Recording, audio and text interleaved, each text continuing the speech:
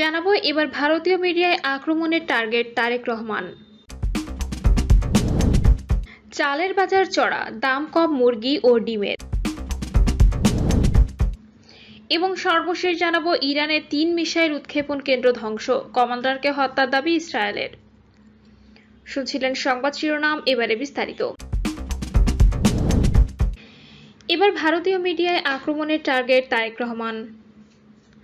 গত 13 জুন শুক্রবার লন্ডনে ডক্টর ইউনূস তারেক বৈঠকে চূড়ান্ত সাফল্যের পর আওয়ামী লীগের পুনর্বাসনের সম্ভাবনা একেবারে শূন্যের কোঠায় নেমে গেছে। একদিকে হতাশা এবং অন্যদিকে আতঙ্কের ফলে ভারতে শেল্টার নেওয়া আওয়ামী লীগ এবং তার মেন্টর ভারত দিকবিদিক জ্ঞানশূন্য হয়ে পড়েছে। ওইদিকে তাদের মধ্যে একটি খবর ছড়িয়ে পড়ে, গত 16 জুন থেকে শেখ হাসিনা সহ আওয়ামী লীগের রাঘববোয়ালদের বিচার শুরু হচ্ছে। সুতরাং এ বিচার বানচাল এবং ইউনূস তারেক সৌহার্দ্যকে বিনষ্ট করার জন্য ভারতের অঙ্গুলি হেলনে এবং শেখ হাসিনার নির্দেশে বাংলাদেশের অস্থিতিশীল করার জন্য তারা বিভিন্ন কর্মসূচি নিয়েছে। এ কর্মসূচির অংশ হিসেবে গত 16 জুন আন্তর্জাতিক অপরাধ ট্রাইব্যুনাল বা আইসিটির কাছে আওয়ামী সন্ত্রাসীরা একটি ক্রুড বোমার বিস্ফোরণ ঘটায়। উল্লেখ করা যেতে পারে, ক্রুড বোমা হলো সেই ধরনের বোমা যেটি টাইম বোমা হতে পারে অথবা রিমোট কন্ট্রোল পরিচালিত বোমা হতে পারে। শাহবাগ থানার ওসি খালিদ মনসুর বলেন, বিস্ফোরণটি ঘটেছিল অতি প্রত্যুষে 5টা 25 মিনিটে। বিস্ফোরিত বোমাটির পাশে একই ধরনের আরেকটি বোমা ছিল। সম্ভবত কোনো টেকনিক্যাল কারণে সেটি বিস্ফোরিত হয়নি। ঢাকা বিশ্ববিদ্যালয় সংলগ্ন মেডিকেল সেন্টারের কাছে আরও 7টি তাজা বোমা পাওয়া যায়, যেগুলো সংশ্লিষ্ট বোমা বিশেষজ্ঞরা অকার্যকর করে দেয়। গত 1 জুন, যেদিন শেখ হাসিনার সাবেক স্বরাষ্ট্রমন্ত্রী আসাদুজ্জামান খান কামাল, পুলিশের সাবেক আইজি আব্দুল্লাহ আল মামুন সহ অন্য আসামিদের বিরুদ্ধে আনুষ্ঠানিকভাবে চার্জশিট দাখিল করা হয় এবং যেটি টেলিভিশনে সরাসরি সম্প্রচার করা হয়, সেই দিন ট্রাইব্যুনালের সামনে 2টো বোমার বিস্ফোরণ ঘটানো হয়। একই দিন অর্থাৎ 16 জুন অতি প্রত্যুষে আনুমানিক সূর্যোদয়ের আগে ঢাকা বিশ্ববিদ্যালয় ক্যাম্পাসে নিষিদ্ধ ঘোষিত ছাত্রলীগের ব্যানারে 15 থেকে 18 যুবক একটি ঝটিকা মিছিল করে। পত্রিকান্তরে প্রকাশিত রিপোর্ট মোতাবেক একই দিন অর্থাৎ সোমবার 16 জুন ভোরে বিশ্ববিদ্যালয়ের শেখ মুজিবুর রহমান হল সংলগ্ন পরিবাগ এলাকায় ছাত্রলীগ নামধারী কতিপয় যুবক একটি ঝটিকা মিছিল করে। মিছিল শেষে কাঁটাবন রোডে তারা 2টি ককটেলের বিস্ফোরণ ঘটায়। বিস্ফোরণ ঘটিয়েই তারা পালিয়ে যায়। পালানোর সময় সন্ত্রাসীদের একজন পুলিশের হাতে আটক হয়। একই দিন সকাল 6টা থেকে মোতাহার হোসেন ভবনের সামনে গাছের তলায় 6টি ককটেল দেখতে পান নিরাপত্তা কর্মীরা। পরে তারা বিশ্ববিদ্যালয়ের প্রক্টোরিয়াল টিম এবং শাহবাগ থানা পুলিশকে বিষয়টি জানায়। সকাল 9:30 থেকে মেট্রোপলিটন পুলিশের বোম ডিসপোজাল ইউনিট ঘটনাস্থলে এসে ককটেলগুলো উদ্ধার করে। 17 জুন একটি বাংলা জাতীয় দৈনিকে এ মর্মে রিপোর্ট করা হয়, হাইকোর্ট এলাকাতেও নাকি ওই দিন সকালে একটি ককটেল বিস্ফোরিত হয়।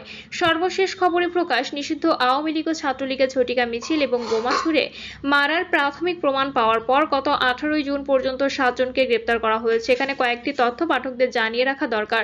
যেহেতু আওয়ামী লীগের সব কার্যক্রম নিষিদ্ধ করা হয়েছে এবং ছাত্রলীগকে নিষিদ্ধ করা হয়েছে, তাই তাদের কার্যক্রম বাংলাদেশের প্রিন্ট বা ইলেকট্রনিক কোনো গণমাধ্যমে প্রকাশ করা হয় না। কিন্তু আওয়ামী লীগের তো দরকার পাবলিসিটি, হিউজ পাবলিসিটি, তিলকে তাল করার মতো পাবলিসিটি। আওয়ামী লীগের পক্ষে এই কাজটি অত্যন্ত বিশ্বস্ততার সঙ্গে করছে ভারতীয় অসংখ্য গণমাধ্যম।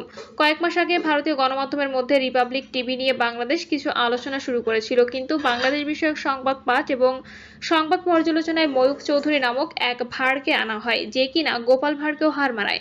তার এসব ছ্যাবলামো দেখে বাংলাদেশে ক্ষুদ্র হলেও এক শ্রেণীর দর্শক রিপাবলিক টিভি থেকে মুখ ফিরিয়ে নেয়।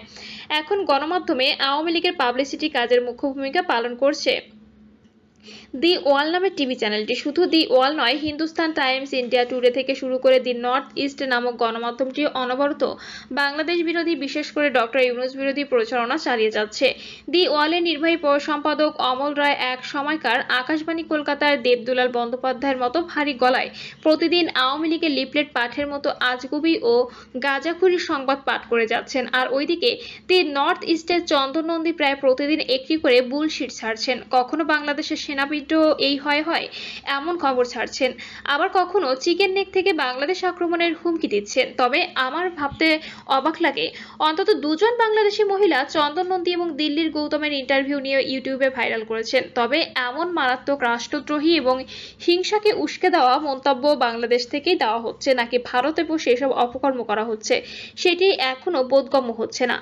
ভারত যে কিভাবে বাংলাদেশের বিরুদ্ধে উন্মুক্ত প্রচারণা চালাচ্ছে এবং কিভাবে যে আওয়ামী লীগের প্রোপাগান্ডা অর্গান হিসেবে কাজ করছে তার কিঞ্চিত নমুনা নিচে দিচ্ছি। দি ওয়ালে বলা হয়েছে, আগামী 16 জুন আওয়ামী লীগ ঢাকা সহ সারা বাংলাদেশে ব্যাপক বিক্ষোভ কর্মসূচি পালন করবে। আরেকটি খবরে বলা হয়েছে, আগামী 23 জুন আওয়ামী লীগের জন্মবার্ষিকীতে ব্যাপক কর্মসূচি গ্রহণ করা হবে। 1 থেকে 16 জুলাই পর্যন্ত আওয়ামী লীগ দেশজুড়ে সমাবেশ এবং বিক্ষোভ মিছিল করবে। গত 10 জুন লন্ডনে ডক্টর ইউনূস বিরোধী আওয়ামী লীগের যে বিক্ষোভ সমাবেশ অনুষ্ঠিত হয় তার আগাম খবরও পরিবেশন করে এসব নরেন্দ্র মোদীপন্থী ভারতীয় গণমাধ্যম। ইতিপূর্বে ভারতের এসব গণমাধ্যম তাদের আক্রমণের টার্গেট করেছিল মাত্র এক ব্যক্তিকে, তিনি হলেন ডক্টর ইউনূস।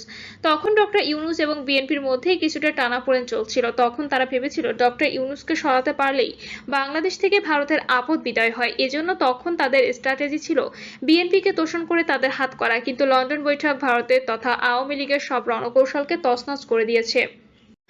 অতি সম্প্রতি অতীতে ভারতীয় গণমাধ্যমগুলো শেখ হাসিনার একাধিক, ওবায়দুল কাদেরের 2টি সাক্ষাৎকার, বাহাউদ্দিন নাসিমের 2টি, জাহাঙ্গীর কবির নানকের 1টি এবং মোহাম্মদ আরাফাতের 1টি ইন্টারভিউ প্রচার এবং সম্প্রচার করেছিল। প্রতিটি ইন্টারভিউতে বাংলাদেশের জনগণকে পাল্টা আঘাত করার ব্যর্থ উস্কানি দেওয়া হয়। কিন্তু ভারতীয়রা ভুলে গিয়েছিল বাংলাদেশে এখন সবচেয়ে জনপ্রিয় 2 ব্যক্তির মধ্যে একজন হলেন বেগম খালেদা জিয়া।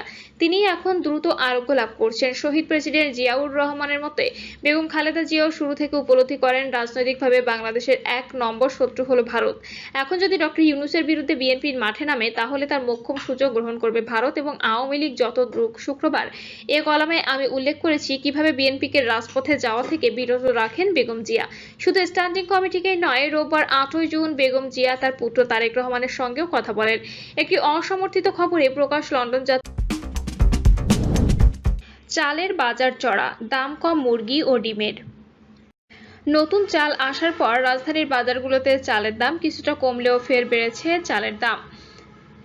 সপ্তাহ ব্যবধানে কেজিতে দাম বেড়েছে অন্তত 2 থেকে 8 টাকা। তবে সবজি বাজারে দাম স্বাভাবিক থাকলেও কিছুটা কমেছে মুরগি ও ডিমের দাম। বাজার ঘুরে দেখা যায় ঈদের আগের চেয়ে এখন প্রতি কেজি চাল 2 থেকে 5 টাকা বাড়তি দামে বিক্রি হচ্ছে। এখন খুচরায় প্রতি কেজি মোটা চাল মান পেতে বিক্রি হচ্ছে 58 থেকে 62 টাকা দরে। সরু চালের মধ্যে জিরা সাইলের কেজি 74 থেকে 78 টাকা এবং মিনিকেট 72 থেকে 80 টাকা। কাঠারি ভোগ বিক্রি হচ্ছে 70 থেকে 75 টাকা কেজিতে। এদিকে ছোট বাজার ও মুদি দোকানে এই দাম আর একটু বেশি। কারণ বাজারে এক চাল বিক্রেতা বলেন, 1 সপ্তাহ হলো অর্থাৎ ঈদের পর থেকে দোকান খুলে যে চালই অর্ডার দিচ্ছে তারই দাম বস্তায় 50 থেকে 250 টাকা পর্যন্ত বেশি। সব মোকামে চালের দাম বাড়ছে। তিনি বলেন, মিল মালিকদের কাছে জানতে চাইলে তারা বলছেন ধানের দাম বাড়ার কারণে চালের দাম এখন বেড়েছে। এদিকে ঢাকার বাজারে ঈদের পর থেকে বেশ স্বস্তিদায়ক মুরগি, ডিম ও সবজি সহ অন্যান্য বেশ কিছু পণ্যের দাম। আবার এর মধ্যে মুদি পণ্যগুলোর দামেও তেমন বাড়েনি। কম দামে কেনা যাচ্ছে পেঁয়াজ, আলু সহ অন্যান্য নিত্যপণ্য। প্রায় 1 সপ্তাহ ধরে ব্রয়লার মুরগির দাম 150 টাকায় নেমে এসেছে আর ডিমের ডজন এখন 120 থেকে 130 টাকা। ঈদের পর রাজধানীর বাজারে এখনো ক্রেতা উপস্থিতি কম। আবার ঈদ উল আজহার কুরবানি মাংস রয়েছে বেশিরভাগ ঘরে।